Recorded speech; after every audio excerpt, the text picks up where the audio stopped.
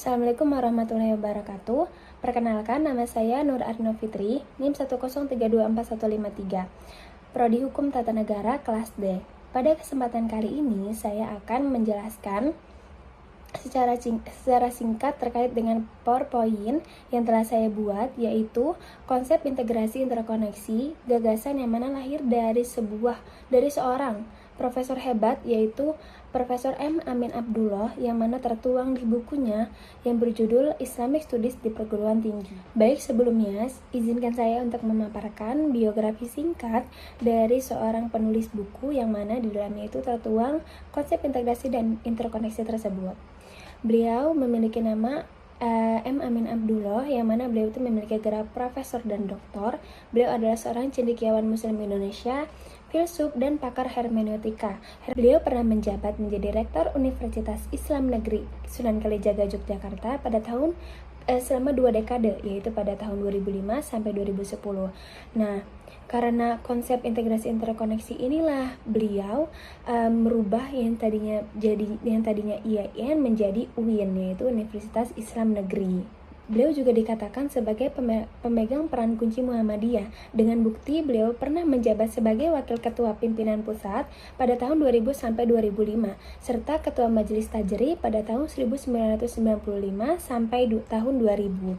Saat ini beliau itu menjabat sebagai Ketua Komisi Budaya Akademi Ilmu Pengetahuan Indonesia dan anggota Dewan Pengawas atau BPIP. Periodenya itu selama 2022 sampai 2020. Baik, sebelum kita masuk ke inti gagasan dari integrasi interkoneksi tersebut, mari kita uraikan makna dari integrasi dan interkoneksi dulu.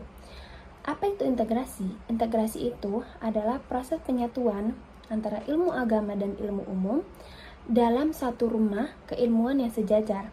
Jadi nggak ada salah satunya itu nggak ada yang paling tinggi dan salah satunya itu nggak ada yang lebih rendah, jadi benar-benar sejajar. Misalnya perumpamaannya kayak fikih dan sosiologi itu taruh di dalam rumah yang sejajar. Tuh. Jadi inti gagasan dari integrasi dan interkoneksi tersebut adalah menyatukan ilmu agama dan ilmu umum dalam satu jaringan keilmuan yang saling berhubungan, bukan terpisah ataupun saling menegasikan.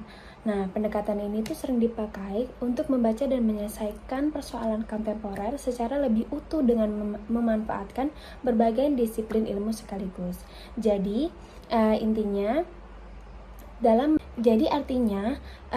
menjelaskan atau menyelesaikan suatu masalah, seseorang itu nggak hanya berfokus pada ilmu agama atau ilmu umum saja, tapi mereka menggabungkan keduanya dalam menyelesaikan atau menjelaskan suatu masalah tersebut.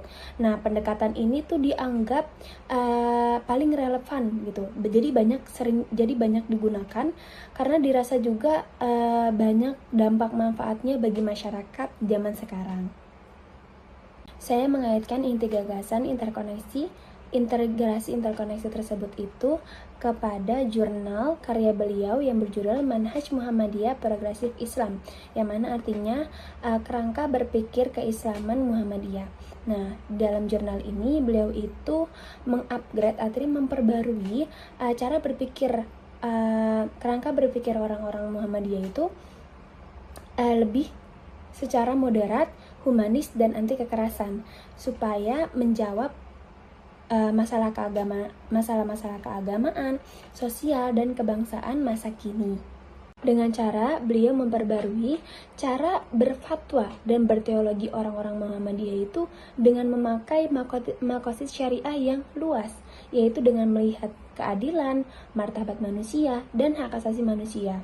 Juga menggunakan ilmu sosial, humaniora, dan kajian empiris. Jadi nggak hanya teks dan logika fikih klasik yang kaku aja yang digunakan, tapi juga melihat dengan ilmu sosial, humaniora, dan kajian empiris. Kaitannya dengan konsep integrasi dan interkoneksi ini adalah yang mana ilmu agama itu harus disambungkan dengan ilmu umum dan realitas sosial.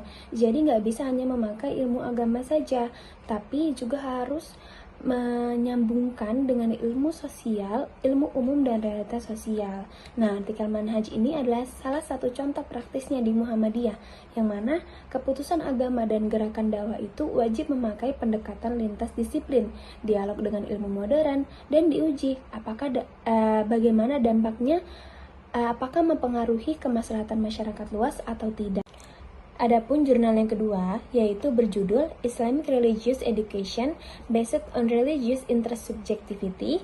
Ini adalah jurnal karya beliau yang mana memiliki arti pendidikan agama Islam dibangun di atas sikap saling mengerti antar subjek beragama. Jurnal ini mengkritiki pendidikan agama Islam yang mana hanya menekankan sudut pandang pada agamaku paling benar, yang lain salah, tanpa adanya latihan memahami kenyataan bahwasanya agama di dunia ini ya nggak cuma agama Islam aja, tapi ada agama Buddha, Hindu, dan lain-lain, dan juga tanpa kemampuan berdialog yang sehat. Jadi mereka tuh mengklaim bahwasannya agamanya ya paling benar, agamaku ya paling benar, yaitu mungkin seseorang itu adalah beragama Islam, agamaku ya paling benar gitu, tanpa mau membuka mata, tanpa mau melek mata, tanpa mau mendengarkan, tanpa mau berdialog dengan agama lain. Kaitan jurnal ini dengan konsep integrasi interkoneksi itu adalah jurnal ini menjadi contoh penerapannya di kelas pendidikan agama Islam. Nah, beliau kan tadi mengkritikkan dalam jurnal ini. Nah, beliau itu berharap supaya pendidikan agama Islam itu diajarkan dengan menggabungkan dalil agama, ilmu sosial, dan pengetahuan tentang agama lain. Jadi nggak berpatok pada ilmu agama aja dan dengan ilmu agama Islam aja, tapi juga menggabungkan dengan agama-agama lain. Supaya apa? Supaya lahir sikap beragama yang kuat, tapi tetap toleran dan siap hidup dalam masyarakat yang beragama. Kemudian ada implementasi konsep integrasi interkoneksi dalam harmonisasi hukum tata negara. Dalam harmonisasi hukum tata negara, hukum itu tidak hanya disusun dari teks konstitusi dan doktrin hukum aja, tapi disinergikan atau digabungkan dengan nilai agama, Pancasila, ilmu sosial, dan realitas masyarakat, sehingga aturan yang lahir itu selaras dan gak saling bertabrakan. Contohnya itu kayak kebebasan beragama yang mana diatur dalam Undang-Undang Dasar 1945 pasal 29 ayat 2. Selanjutnya ada implementasi dalam harmonisasi hukum Islam. Pembaruan fikih yang dilakukan sudah mengaitkan teks syariat dengan realitas sosial dan ilmu modern. Nah, pembaruan ini dilakukan supaya putusan hukum itu dianggap bisa dilihat dengan lebih adil, manusiawi, dan relevan. Dan juga supaya hukum Islam itu nggak terjebak tekstualisme aja, atau dilihat secara teks mentah-mentahnya aja, tapi terus diupayakan untuk diselaraskan dengan konteks sosial dan juga sistem hukum lain tanpa kehilangan atau tanpa mengurangi dasar wahyunya. Contohnya itu kayak hukum ekonomi syariah. Baik, kesimpulannya, gagasan integrasi interkoneksi karya Profesor M. Amin Abdullah itu menyatukan ilmu agama dan umum secara holistik untuk isu kontemporer, serta diterapkan dalam kerangka berpikir Muhammadiyah yang diperbarui, juga dalam pendidikan agama Islam yang supaya toleran dan harmonisasi hukum tata negara serta Islam. Adapun daftar pusaka atau referensi primer yang dikaji untuk memperkuat gagasan integrasi interkoneksi berasal dari karya Profesor M. Amin Abdullah itu sendiri. Yang pertama itu ada jurnal yang berjudul The Manhaj of Muhammadiyah Progressive Islam, Theological, Philosophical, and Ethical Perspective.